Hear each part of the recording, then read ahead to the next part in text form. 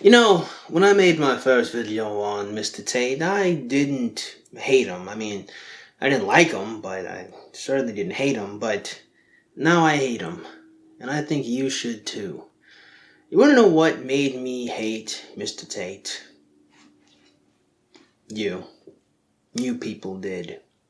Of course not all of you, but the people who had to come up with some of the most nonsensical, silliest defenses I have ever seen in me life. I mean, don't get me wrong. What I really dislike more than all of the Mr. Tate defenders, and by extension, I actually really kind of dislike Andrew Tate for himself, which you guys will see, is more the Me Too movement. The Me Too movement did a lot of damage to male-female relationships. And I mean a lot. So much so that now we're in this sphere where people feel like they have to come up, or they have to have a lot of incredulity when it comes to issues that, honestly, are a lot more cut and dry than people like to admit. And when it comes to Mr. Tate and these allegations and the Loverboy method, of which he explained, and I will show you guys numerous different times actually, you'll find that there is a lot more merit and a lot more problems with Mr. Tate's behavior than many people like to admit. Unfortunately, the Me Too movement has done something similar to this old fable I remember reading in class. I don't remember the name exactly. It was this story about a girl who lied to her village a lot. What was it called? It was I think it was, she was lying about a fox. Ah, yes, the girl who cried fox. Yes. I remember the story. The girl who cried fox. She constantly kept saying, "Hey, there's a fox," and the villagers would come look for a fox, and they wouldn't find one. And then she was like, just kidding." And then eventually, when the fox actually came, no one believed her when she said, "Hey, there's a fox. Hey, there's a fox." And everyone was like, "Yeah, okay, like the last 4 times you told us there's a fox, please." It's that fable. Is that what that fable is called? Pretty sure that's what it was called. I'm pretty sure that the fable is The Girl Who Cried Fox, or something like that, I think. Anyway, let's get on with this now, shall we? So, one thing that annoyed me greatly, I showed in the first video I made about Mr. Tate, was his cousin said that Mr. Tate has been too rich for too long in order to feel the need to do something as such as this, despite the fact that the reason why he is so rich as he is because he was doing stuff like this. What is stuff like this? Well, having a webcam business where he talks to young men through a bunch of beautiful women and then takes 50% of the amount of money they were making and then processing it through Bitcoin in order to line his pockets. Anyway, this is what he had to say. Is I promise you that Tate is too rich and too smart to do anything illegal. He's been too rich and too smart to do anything illegal for a very, very long time. As long as I've lived with him, I've never seen him do anything illegal at all in any way, shape, or form. And then from that extension, he's not even the only person who said that. In fact, I was watching, I think Jedediah is the woman's name, where she was talking to, I forget who she was talking to, but he said something similar, and it just blew my friggin' mind. He said this. I'd also say that, just putting that aside, the logical and rational side, I don't understand. It seems these particular charges seem unlikely just because the incentives don't make sense as well, right? So even if I didn't know these guys at all, I didn't know them at all, I'd just be like, what would be the incentive for that? This doesn't make sense. If you're making lots of money, hundreds of millions legitimately, and you're the opposite of hurting from women, you've got tons of women who like you or attract you, like why would you do that? And on top of this, if you were doing some heinous criminal activity, why would you intentionally seek to promote yourself and make yourself famous and extremely popular? If I were running some shadowy criminal organization of any type, and I'm a remotely intelligent human being, get off the radar. The last thing I want is to be going viral on TikTok, and to be appearing on all these podcasts all over the world, and to have everyone know my name and be Googling me or what. That would be the last thing I'd want. So from a logical standpoint, I'm like, this doesn't make, unless there's something here, like it doesn't make sense to me. And I wanted to bash my head against my computer screen because did you guys not pay attention in English class? Did you guys not pay attention when we talked about Greek tragedies? There's a whole word for this. It's called hubris. It's called being arrogant. It's called being a cocky son of a gun. His whole bravado, this whole character he's created it's exactly what you would expect. I don't even understand where the confusion is. Once again, there is a word for this. It's called hubris. Oh my gosh, it pains me that someone would even say something so stupid, as if bad people don't do bad things even when they have the means to not require doing said bad things. Rappers in the hip-hop world do a lot of trapping, even after they become successful rappers, because they still need to be hard. They do a lot of gambling, even though they don't have to do any of this stuff, because they still want to be hard. They still get into gang-related incidents, because they still want to be hard. It's stupid and goofy then, it's stupid and goofy now. You don't need to be a super genius to understand that bad people do bad things because they like doing bad things. Sometimes. Sometimes they do it because of social pressure. Sometimes they do it because they want to keep up an image. Sometimes they do it out of habit. The long and short of it is, having a bunch of money doesn't mean you're a virtuous person that won't do bad things. Anyway, let's move on to the next one. So essentially, lots of people think that Mr. Tate is actually a net positive for the world, despite the fact that there's a lot of stink on him. And if you don't believe me, well, I'm not kidding when I say that. That Tate, who has taken the internet by storm over the last 6-12 months, do you think he's a net negative or a net positive for society and specifically young men? What do you think, Alex? I would say net positive overall. Net positive? Yeah. Why? There's some things he says that are a little cringe that I disagree with, but overall about like making men more masculine, taking accountability, working out, getting your finances in order, those are all good messages. Fully agree. How about you, Pearl? You've interviewed him. You sat with him. You're the last one of us to actually see him in the flesh. Net negative or net positive for society?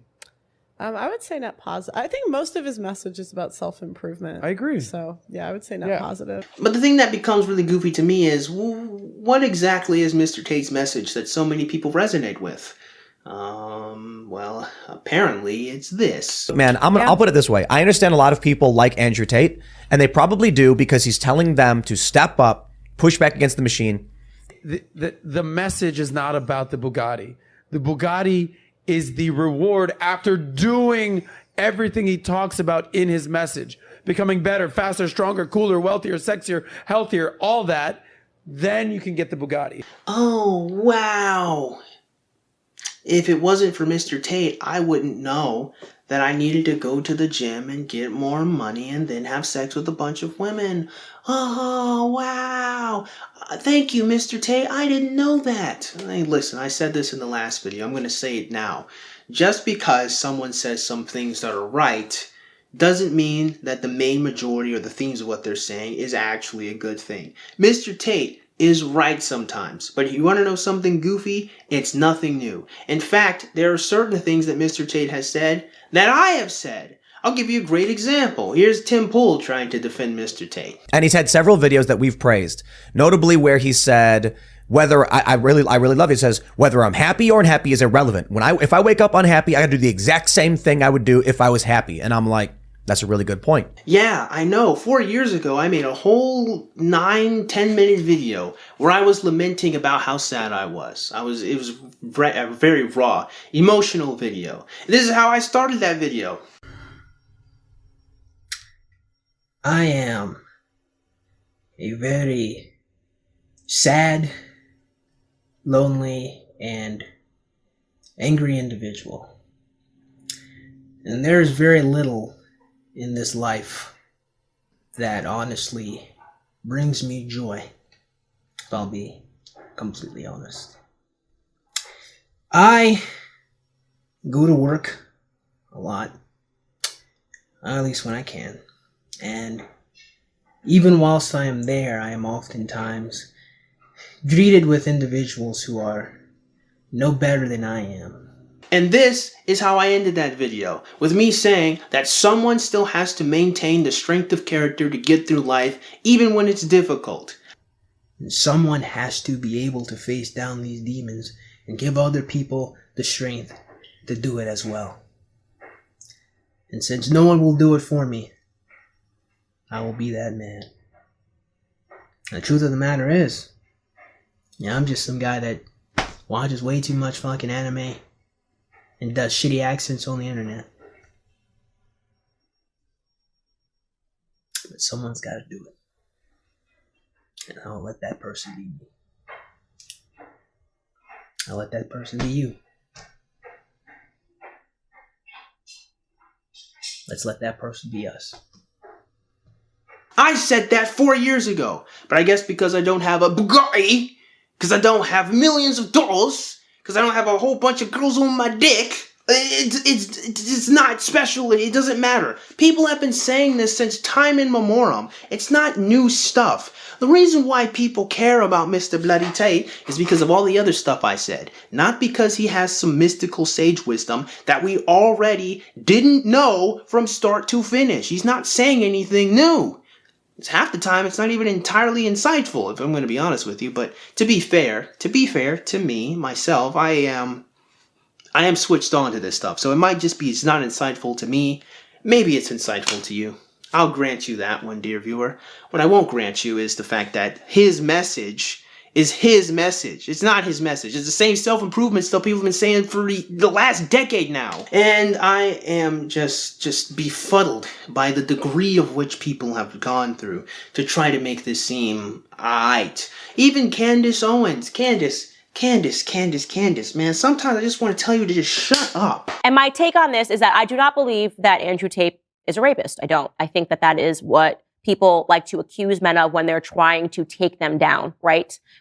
Do I believe that Andrew Tate is exactly what he tells us that he is in his videos when he talks about women and he says that he thinks that women should be subservient to men, and that in his relationships, he says that he has tons of children, and that he says that in his relationships, he expects to be the more dominant one. I'm paraphrasing here, but Andrew Tate is not hiding exactly who Andrew Tate is, and always has been. And clearly he communicated exactly what it was and whatever it was that he does in Romania to my assistant, giving her the option. Maybe she wants to join.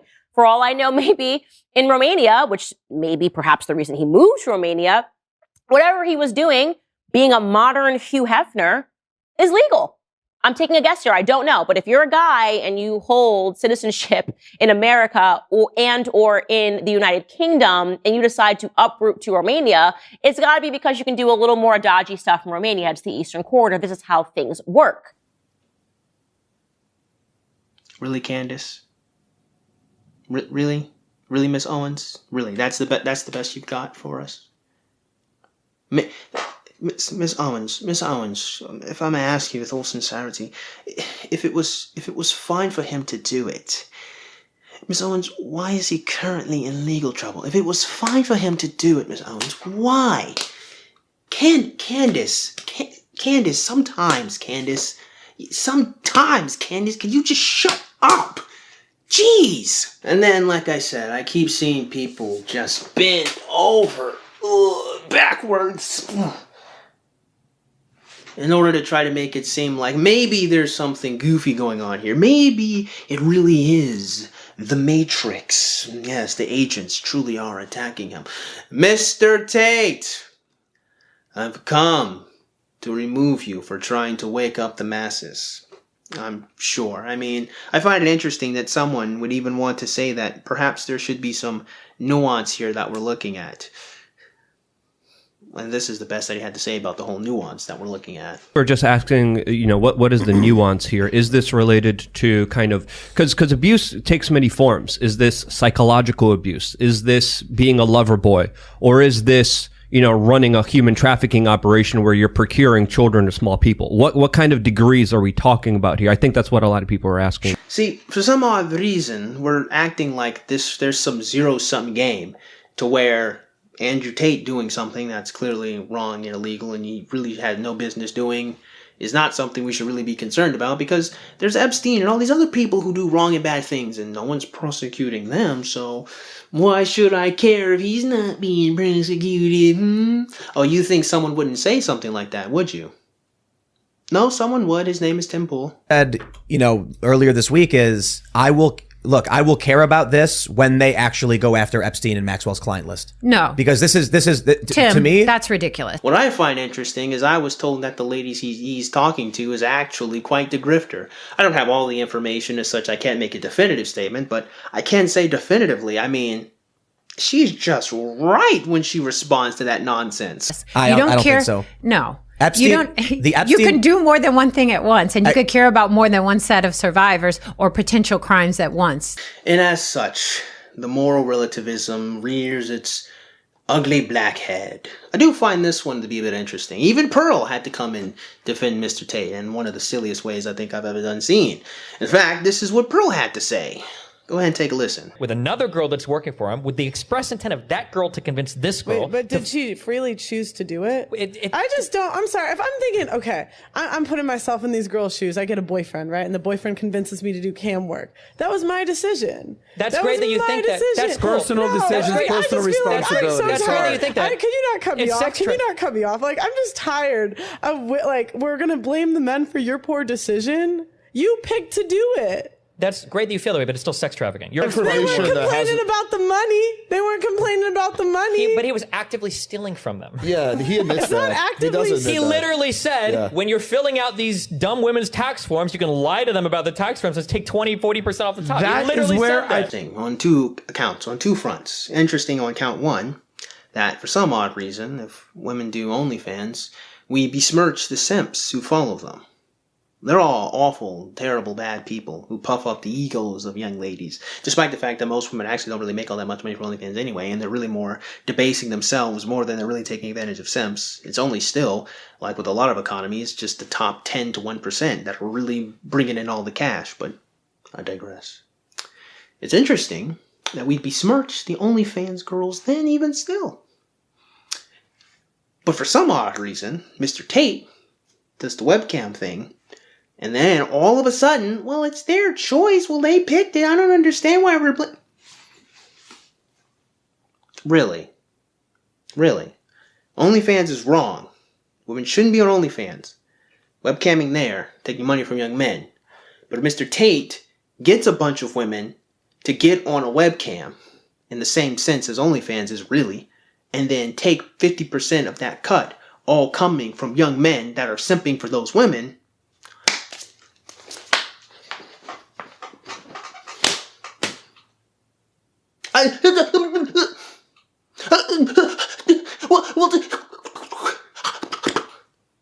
There's not even a good reply. I couldn't even find a good logical reply of a clip to put in here because there isn't one. Because it's just hypocrisy. Clear and simple. So some of you guys are probably confused as to what even is Mr. Tate's business. How did Mr. Tate even start this business from start to finish? Well, you'll find there are some interesting accounts of that. From his own mouth, this is how Mr. Tate started it all, right? Here you go. Now, I've told very shortly my story, how I kind of started my whole webcam business. I'll tell it again in detail here. I was fighting. I had some money. I had 70,000 pounds in a safe in my bedroom, in my house. I wanted to buy property in Thailand and move to Thailand. I needed 80,000. I was 10 grand short. And I thought I'd go to the casino and make the 10, which was obviously, we all know how that story went. So I lost 30. So now I need 40. I needed it quickly. So I was sitting there trying to find a way to make money. So how can I make money? And what I did was... 7 years ago, whenever this was, it wasn't nearly as big. And I found this little webcam thing. And I was like, this might be some money. So I text all my girlfriends, I think it was 5 of them, text all 5, said, you're all coming here to live with me and work with me. None of them knew about each other. Bro, Tristan will tell you the story. He'll tell you. All 5 flew in, picked them all up. They're all sitting there. I sat them around the same table. bro, I need to get paid. Right? I'm broke now. I'm retired from fighting. I have no money. I'm running out of money. So I put them all around the same table. And I was like, look, we're going to start a webcam business. You're going to stay. You're going to live in London. I'm going to look after you. And we're going to get rich. We're going to be a team. And they're all like, well, who's this bitch? I'm like, she's my girlfriend. She's my girlfriend. She's my girl. You're all my chicks. And you're going to stay here and we're going to make some money. Big fight kicks off, blah, blah, blah, blah, blah. In the end, long story short, 3 left, 2 stayed. Those are my first 2 girls. And we started this little webcam business from my apartment. And it just grew and grew and grew. And it got to the point where at one point I had 75 women working for me in 4 locations. Damn. And I was doing $600,000 a month from webcam. So this is in the UK. This is in the UK. Right? This is in the UK. So, but this leads into the story of why I moved to Romania. So, at the height of my webcam pimping, I think I'm the king of the world, right? I have all these women, da da da. But the problem is, my first 2 girls who worked for me because they loved me. Oh, yes, but as it turns out, that is not the true story. I don't think, because he tells a different version of the story. It goes a little something like this. So I owed some money to some dangerous people. We won't tell that story, but I needed money fast. And I had 70 grand. I needed 100 to stay alive. And I wasn't fighting for a while. That was the time, that was the only way I was making money. So I thought, you know what? I'm sitting there. I had 70 grand cash in my house. I'm sitting there and I'm like, you know what? Sometimes, Tate, God just loves you and you just get lucky. You're going to go to the casino and you're going to make the 30. So I told Tristan my plan. And he's like, bro, what if you don't do it? It's like, bro, if I don't do it, we're fucked anyway. Like, they're going to get us eventually. We're going to end up dead. So I took 20 of the money, went to the casino, and lost it all. So I came home. Now we owe 50. What did you play in the casino? Right. So I know the odds. I know that statistically the best odds are blackjack. So, if we can make fun of me for acting like an anime character, can we make fun of Mr. Tate for acting like the final boss of a Mafia video game? I'm going to make fun of Mr. Tate for acting like the final boss of a video game. So, here's the thing that bothers me quite a bit, yes? So, we're supposed to, the manosphere, red pillars, black pillars, dudes who are trying to break out the matrix and whatnot. We're not supposed to be fond of OnlyFans, of women trading their sexuality for money. That's bad. And the simps that follow them, also bad. But if a man does the same thing, actually no, if a man internet pimps out women on sites like OnlyFans and ChatterBait, and then he is the one that takes advantage of the simps, then it's all okay. It's all fine. It's okay to do that. The whole thing's wrong, except when men are controlling women while they're doing it. Then it's square. No problem. We're just supposed to accept that. Is that what I understand? Is that the net good Mr. Tate has shown us? Telling us a bunch of things we already know, all the while doing the very things so many men utterly despise about the bloody culture that we have now? Yes? Yes? Just making sure. If I had a Bugatti, I guess it's okay for me to do a lot of crimes then. Even if it's not crimes, I guess it's okay for me to be a complete and utter total hypocrite. That's okay, because I have lots of money. Is that the game that we're playing, Defenders of Mr. Tate? Is that what we're doing? What I did is I unplugged their keyboards and plugged a new one in from me behind the screen. So the chicks would sit there and hit a keyboard that wasn't plugged in. And me and my brother, and eventually some staff I trained, would do all the talking. The girls were just famoosers, just laughing and doing this, their titties out. And they were talking to fucking ice cold hustlers. We were taking their money, all of it. If they'd come and say, well, what kind of, all of it. We were fucking milking them dry. Women haven't got a clue how to famoose a dude. They don't have, because they rely on their looks. They don't have any of the intellect. They have no game, nothing. There's some, though. There's nothing. There's some. Nah. You get a man with game and give him a female's body, a female avatar. He will fuck a guy up. I had these guys selling their houses, life savings, loans, all of it to me. Give me it all. So and it's basic shit, right? You'd have a guy. Feel bad or no? Fuck no. To give a solitary fuck. So let's move on. Actually, we can't move on because I was wondering this. This bothered me greatly. I was just sitting here and I was looking at this and I was like, we're supposed to talk about how much we care about men. We're supposed to give men hope. We're supposed to help them. We're supposed to inspire. But it was this character Mr. Tate was playing. He's the one that's supposed to be inspiring young men. He's the one that young men are supposed to be trying to become. But what did he do? He took advantage of men just like you. Men who were sex obsessed. Men who were lonely. Men who wanted a woman in their life. That's what he took advantage of. He continues to take advantage of men like you. He keeps doing it. He never stopped. And this is the person you all want to defend. Because he said some stuff we already bloody know. Let me ask you a very interesting question. Since we already know that you're supposed to earn a lot of money and have big muscles, how come everyone in the manosphere doesn't earn a lot of money and they all don't have big muscles?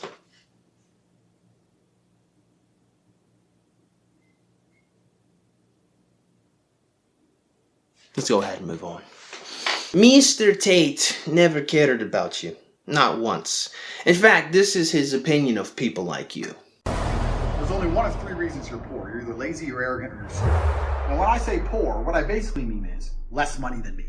Because I, Tate, Lord of Earth, set the bar. I set the difference between rich and poor. My amount of money is the amount of money you need to be rich. If you have less money than me, even by a single cent, you're a fucking brokey, a wagey, a peon, a peasant, a nobody. You are poor. Never cared about you. Went on to call you guys all manners of brokey.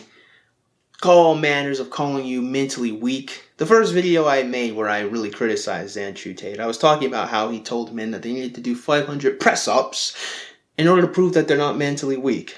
Quite ironically, I surmised that you have to be mentally weak if you listen to this and feel bad about it.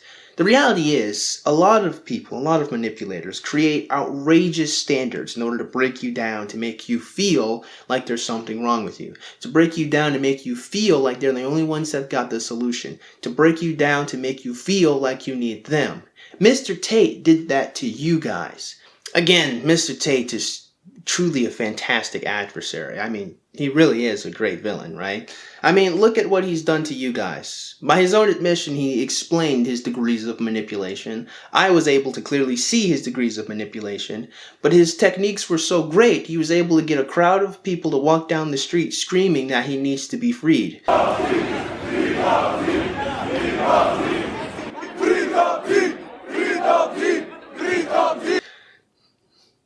Yeah. It's remarkable, honestly. I mean, it's really remarkable. Even Paul Joseph Watson feels the need to defend Mr. Tate. A lot of this centers around the plight of Andrew Tate. They tried to cancel him. They banned him on every platform. They arrested him. They threw him in prison without charge. And yet his rhetoric, his message just keeps getting louder and louder the more they persecute him. Love him or hate him, Tate's ideas are like a virus. They can take him out at the source, but his ideas have infected millions, potentially hundreds of millions of young people. The virus has already infected the mainframe. Now I understand. A lot of the Tate defenders, a lot of the Tate fans, a lot of the people that like him, they really genuinely think that he offers more good in the world than bad, despite the fact that he creates an unrealistic expectation of what men should be and how men should conduct themselves and how fathers should be in their children's lives and what not. But I digress. It doesn't really matter.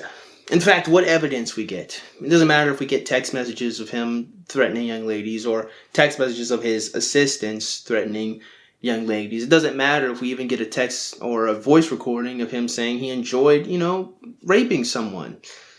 In fact, you can get that text message, or that voice recording, and then his most staunch defenders will then just say, "It no real. That was AI." Oh, I see. You don't believe me. Well, here you go. And some of the stuff he said is like, okay, what would Andrew Tate say? Let me just think of what it... To me, I think it's AI. I think they're fake. Now I have a clip from Andrew talking, right? So I want you to play that clip. It's in the chat, if you don't mind, Chris. And then play the audio again. Because to me, personally, bro, it sounds like someone put AI and they thought what he was going to say, and they just said it. And dude, even his accent, his fluctuations is weird, bro. It's like Photoshop, only on the sound it's side. Delayed, bro. I'm like, no, I don't know if it's true or not, but dude, this is really. It's a fresh and fit. An apple a day keeps a doctor away. Fresh and fit each day. I don't know what it does, but you need to be there. Sheesh. Behind the scenes, guys. Crystal clear, right? Now play the audio. I don't know, bro. To me, if he's like it's AI, I could be wrong. But I'm just saying from like my experience and what I've been hearing, and even more, so on the journalist telling you, bro. Because the more you didn't like it, the more I enjoyed it. I fucking loved how much you hated it. Who the fuck is that? Turn me on. Why am I like that? Why? I am one of the most dangerous men on this planet. Sometimes you forget exactly how lucky you were to get fucked by me. Would you rather me pin you down and make you do things you didn't like, or would you rather fuck? You didn't like. I don't know who that is, bro. Dude, it's 2023, man. Technology makes that possible. In conclusion, I'm not saying that Mr. Tate hasn't said anything insightful ever. That's just not true. The only problem is, well, so have I. In other words, I know all of this stuff. Obviously, I am a content creator. I think critically about these things. Andrew Tate has literally zero value to me. Everything that he's ever said, I probably said far more honestly, insightfully, far more intelligently, probably just a lot better, and explain the morality behind it in numerous different ways. From start to finish, I've never had a connection to Andrew Tate. I couldn't jive with him. He just didn't offer me anything. But I do understand to people who probably have never touched this content, who's never heard this stuff, who, I guess by their own admission, never had a father figure, or as they call it, a strong masculine role model, this stuff resonates with them. And I can understand the materialism that rules the hearts of many people. Truly I do. Because that's what Andrew Tate has always represented. He's always been a great, fantastic representative of materialism, the apex of all of the different money, all the different cars you can have, all the different women you can have in your life, so much so that he's annoyed by them. Andrew Tate has so many women, he's not concerned with how beautiful they are. And what does this all pray to? The poor, low self-esteem, lack of having ladies part of very many young men who want that stuff. It makes perfect sense. It truly does that many people would hook on to Andrew Tate. It makes a lot of sense. I was going to say makes many sense. It makes a lot of sense that even the more right-wing people would want to hook on to the popularity of Andrew Tate. He's saying traditionally masculine things. He's trying to bring back masculinity. Men need a strong male role model, and they cling to him. The only problem is, when you look deeper into what Andrew Tate is doing, you'll find that, one, he's just saying things that everyone had already been saying for the last 10 years. And two, he doesn't really move the goalpost any further into actually having good relationships with women.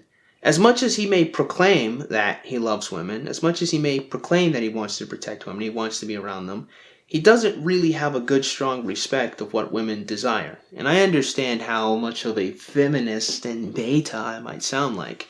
But the reality is, women are people too. And without actually talking about the other half of our fucking species and what they desire and how they can be people too, and they too must be held to a higher standard than what they currently have, nothing actually ever gets better. Because constantly telling young men that they have to be the apex creates a lot of men, far more men, who will fail to become the apex than it will create men who actually become the apex. For every one sneako that we may have, there's a million young men who will never be sneako. The problem is, you can't have a role model of someone as such, someone that has such access and wealth that it's not even possible to obtain. What's worse still is you can't have that role model have gotten to that state from being deceptive and malicious. You just can't. By Andrew Tate's own words, he would manipulate these women. He would control these women. He would steal from these women. And for some odd reason, that's fine. People just dismiss it. I'm not fine with his webcam business, but he says a lot of good things. Lots of men say a lot of good things. Lots of men that I've learned from didn't behave like that. Lots of men that I learned from didn't need to have a webcam business where they manipulated women and was basically a pimp. I believe that Andrew Tate is more of a pimp and that he did all these different control mechanisms because women defend him, not in absence of it, which might sound a bit counterintuitive until you recognize that that's what bottom bitches do for their pimp. That's what a lot of these hoes that get engrossed in the pimp's charisma and his manipulation become. They get so twisted that wrong is right and right is wrong. I've seen this plenty of times. It's not even out of the ordinary for that to happen. And it's interesting because it relates me to this final comment, the comment that actually made me cascade into all of this nonsense. And it was this one right here. On a video where a lady, I forget entirely what happened, a lady decided to defend Mr. Tate and explain how he was just the nicest guy ever and just treated her so well. A commenter responded to that video with this statement.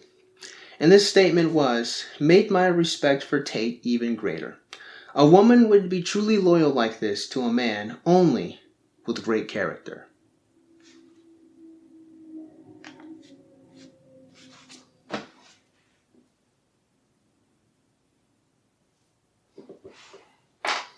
Really? Really, that's how modern women operate.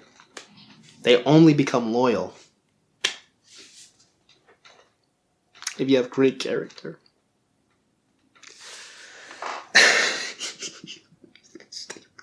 That statement is so funny. Perhaps it's because I had talked to so many women in my lifetime, I learned that they don't become that loyal to men that have great character. In fact, it does seem to be that they kind of become the opposite of loyal to men with great character. By their own admission. By many of the stories they tell. By many of the TikToks that I've watched. By many of the things that they have said themselves. It seems to be quite the minority of women that become loyal to men with great character. But oh, holy crap, will they defend their abusers? Oh, holy crap, will they stay with toxic, awful men? It's counterintuitive. It's topsy-turvy. Too many women that have too many mental issues have become, honestly, the standard. And many people don't really speak about this. They don't really talk about it. It'll probably be a subject in a future video. The long and short of it is, having women around you in the modern world is typically not an indication that you have good character. In fact, it's an indication of the complete opposite. And that's something that a lot of people aren't grasping. And they can't because they're in a deficit. And I don't say this in a way to put you down, to make you feel bad, but as an acknowledgement of the reality of how you got manipulated. You got manipulated because you saw what you wanted in Andrew Tate and thought that if you followed him, if you listened to him, if you emulated him, you too could have it. The reality is you can't, because to truly emulate Mr. Tate, you have to have unscrupulous character. You have to be deceitful. You have to be sociopathic. You have to be cruel. You have to take, not just from women, but from the very men that you are supposed to be leading and helping. Is that the man that you want to follow? Is that the man you want to defend? Is that the man you want to be? Because if it is, well, you could have just been a gangster. You didn't need to listen to Andrew Tate for that. You could just join your local gang. You could have just joined the mafia if you wanted to. If that's what you wanted. If that's all you really wanted to do, you could have just, run into people's house and steal their stuff. Oh, is that too hard? Is that too harsh? Is that too much?